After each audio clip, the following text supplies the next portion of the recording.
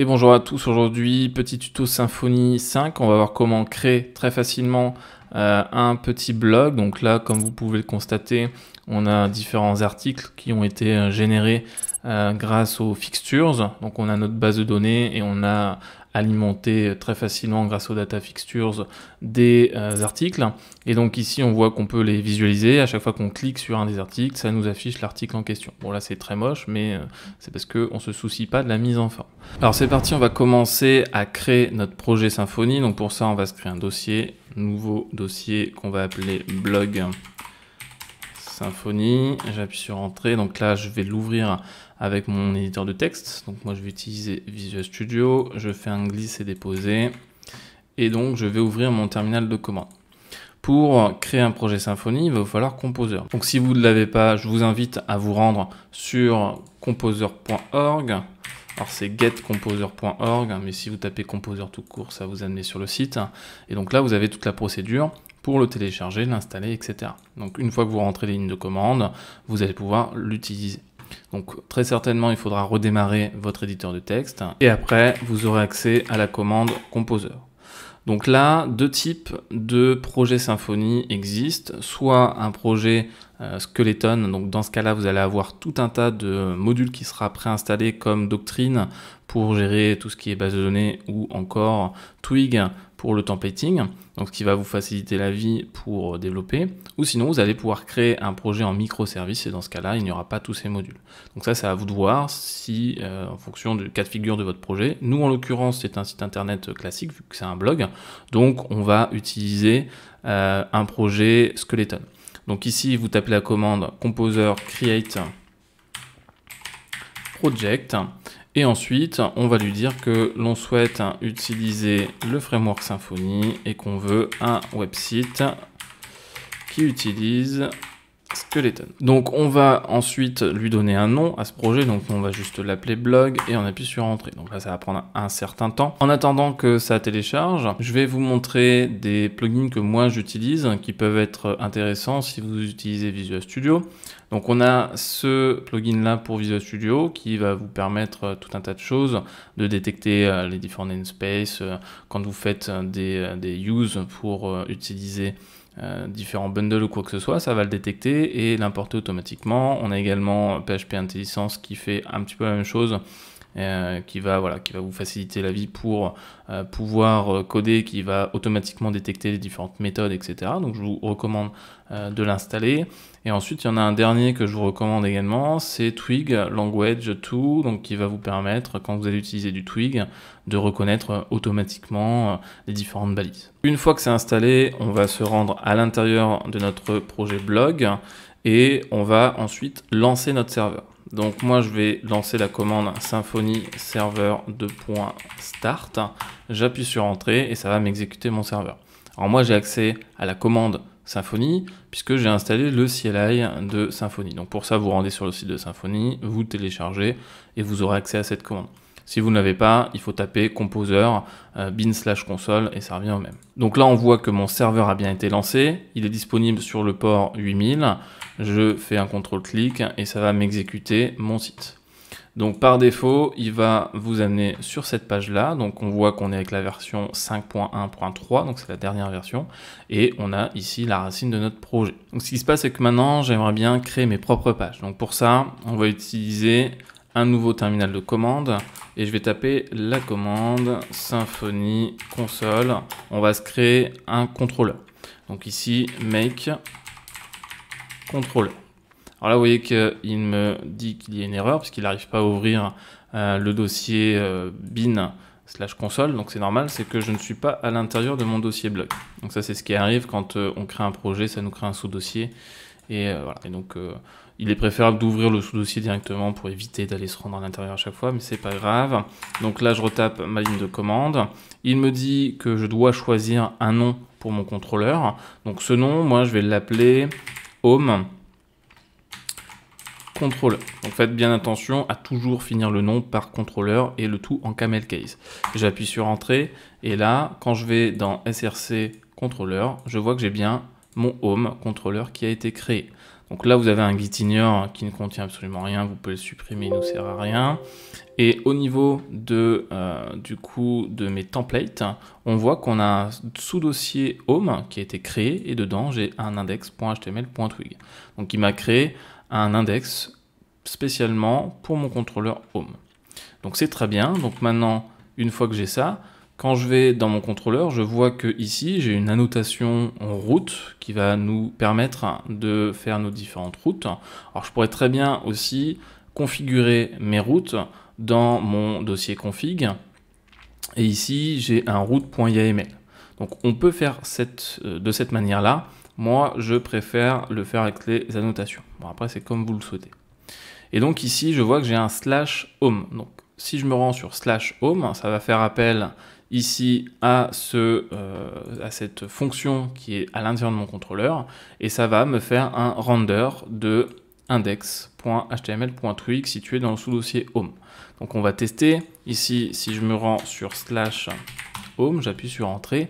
Et là, ça va me charger, mon contrôleur va me charger ma vue qui est située ici.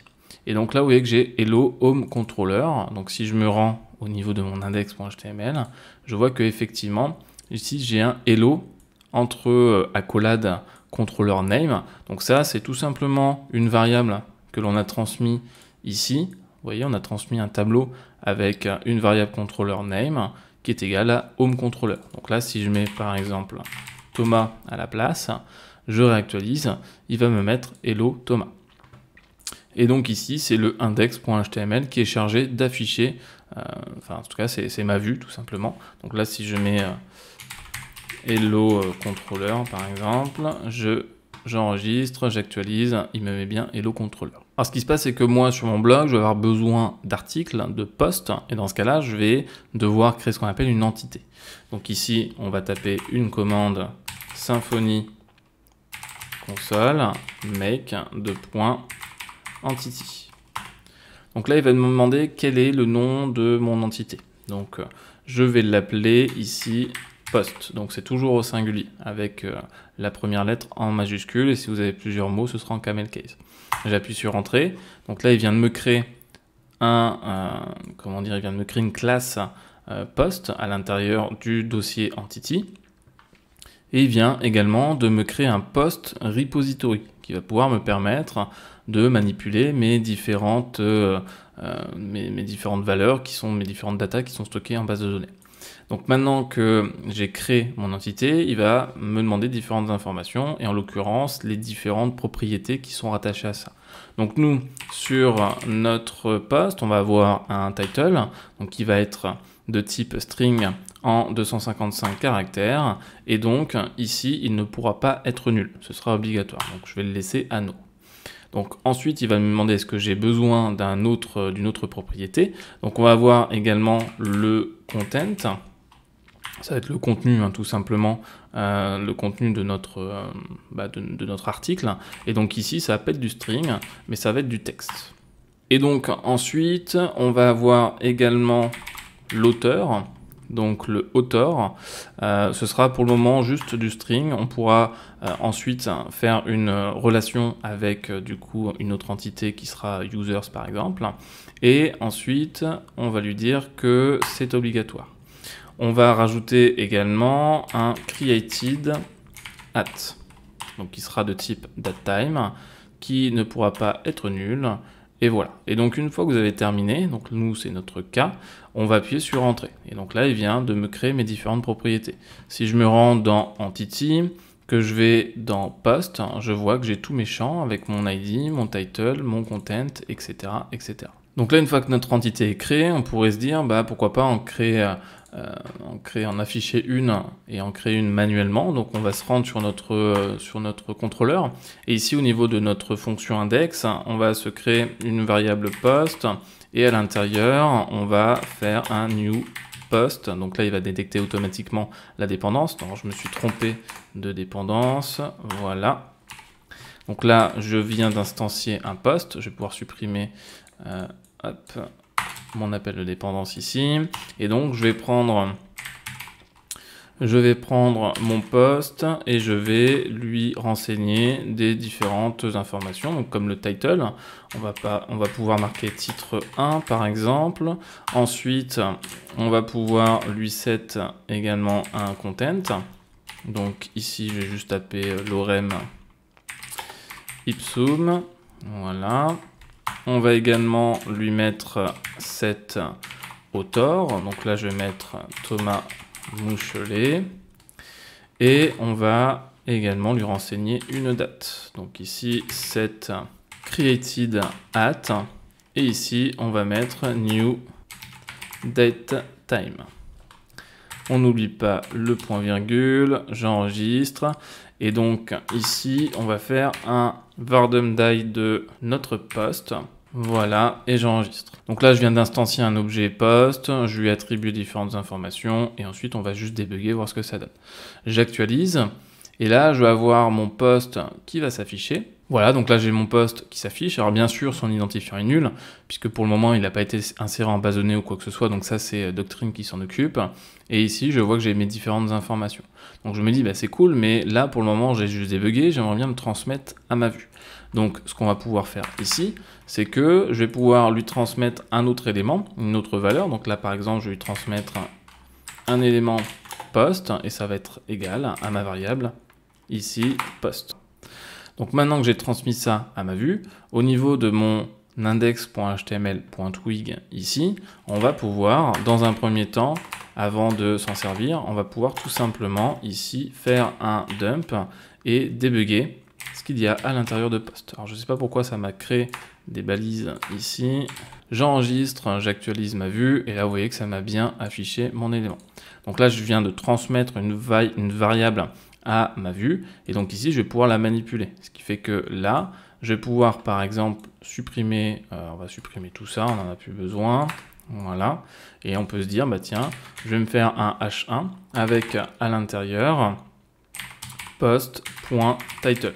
Ok, donc ensuite on va pouvoir faire un paragraphe avec notre post.content, etc., etc. Donc là j'enregistre, j'actualise, je vois que j'ai bien titre 1 avec lorem ipsum. Alors très bien, donc là on a vu comment manipuler ici notre entité, la transmettre à notre vue. Maintenant, nous, ce qu'on aimerait bien, c'est que nos posts, ils soient stockés en base de données. Donc déjà, dans un premier temps, on va devoir créer notre base de données, puisque pour le moment, on n'a pas du tout touché à notre base de données. Donc pour ça, vous allez vous rendre dans le dossier, enfin dans le fichier .env, qui est situé à la racine de votre projet, et vous avez ici un database URL avec les différentes informations concernant votre base de données. Donc moi, je vais utiliser WAMP. Donc ici, en DB user, j'aurai root. En DB password, je n'aurai rien. Si vous êtes sur MAMP, par exemple, ce sera root également. Ensuite, vous allez renseigner l'adresse vers votre serveur. Donc moi, c'est bien le 127.0.0.1. Le port, je n'en mets pas. DBName, c'est à moi de le déterminer. Et donc, je vais l'appeler blog Symfony. Et ensuite, le reste, je peux l'enlever. Donc moi, par exemple, WAMP utilise MariaDB et je sais que si je le laisse, ça fait bugger, donc je le supprime. Alors je pourrais renseigner également, contraindre le type de version à utiliser, mais peu importe, moi je le laisse comme ça. Une fois que c'est créé, je vais devoir, enfin une fois que j'ai renseigné les informations, pas besoin d'aller dans MAMP pour créer la base de données, ça va se créer via Doctrine. Il faut juste que j'exécute ma commande. Donc ici, je vais taper un Symfony console. Doctrine, database, donc database, create. J'appuie sur entrée, donc là il va aller chercher mes informations. Je vais pouvoir me rendre sur mon phpMyAdmin. Je vois qu'il me indique que tout s'est bien passé. Et au niveau de ma base de données, normalement j'ai un blog Symfony qui est situé juste là.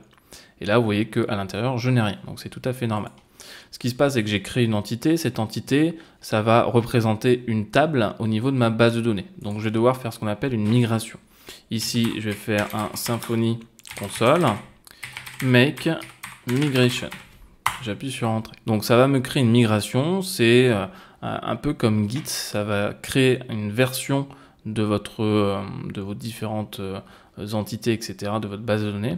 et donc du coup vous aurez toujours une trace. Donc à chaque fois vous voulez faire une modification au niveau des entités, ça va impacter votre base de données, donc à chaque fois il faudra faire des migrations. Et vous aurez la possibilité de revenir à une précédente migration. Une fois que j'ai créé une migration, pour l'instant je n'ai absolument rien au niveau de ma base de données. Donc ça c'est tout à fait normal. On va devoir ici faire notre migration au niveau de Doctrine. Donc je vais faire un Symfony console, Doctrine, Migration, Migrate. Donc ce qui veut dire que ici je peux avoir plusieurs migrations. Donc on pourrait par exemple imaginer créer plusieurs entités et ensuite faire plusieurs migrations et migrer toutes nos migrations lorsqu'on le souhaite. Donc ici j'appuie sur Entrée, moi je n'en ai qu'une. Il me dit que si je fais ça, ça va effacer les différentes données. Donc ici moi, peu importe puisque je n'en ai pas, je réactualise. Et là vous voyez qu'au niveau de ma base de données, j'ai bien ici une table post qui a été créée avec mes différentes informations. Donc nous maintenant ce qu'on aimerait bien ce serait d'avoir des fausses données. Donc pour ça on va utiliser les fixtures. Donc vous allez taper la commande suivante. On va faire un require de ORM fixtures. Donc en mode développement puisqu'on s'en sert uniquement en mode développement.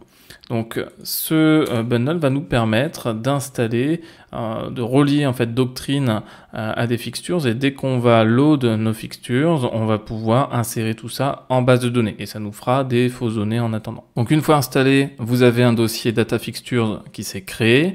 Vous avez un exemple de comment s'en servir. Nous, ce que l'on souhaite, c'est avoir une dizaine d'articles. Donc on va s'installer, on va se créer ici une boucle for qui va commencer à 0. On va lui dire qu'elle va s'arrêter au bout de 10 articles et on va du coup ensuite l'incrémenter. À l'intérieur de ça, on va créer nos fameux posts. Donc on va reprendre ce qu'on a fait juste ici. Donc je vais faire un CTRL X. Je n'ai plus besoin ici de transmettre en attendant, donc ça on va l'enlever pour le moment, sinon ça va nous générer une erreur. Je me rends dans le app fixtures, je mets ça à l'intérieur. Et donc ici, à chaque tour de boucle, ce qu'on va faire, c'est qu'on va persister nos données. Donc on va prendre notre manager et on va faire un persist et on va lui mettre notre post. Pour les données, on va pas à chaque fois mettre les mêmes. Donc ce qu'on va faire, c'est que on va utiliser une librairie qui s'appelle Faker. Donc vous tapez Faker PHP, vous allez tomber sur le lien GitHub. Donc il va falloir l'installer. Donc on va faire un composer require de cette librairie en mode dev. Et une fois que c'est installé, on va donc ici l'importer. On va donc ensuite créer une variable faker qui va appeler notre librairie. Et ensuite, il ne nous reste plus qu'à nous en servir. Donc là, vous avez tout un tas d'exemples.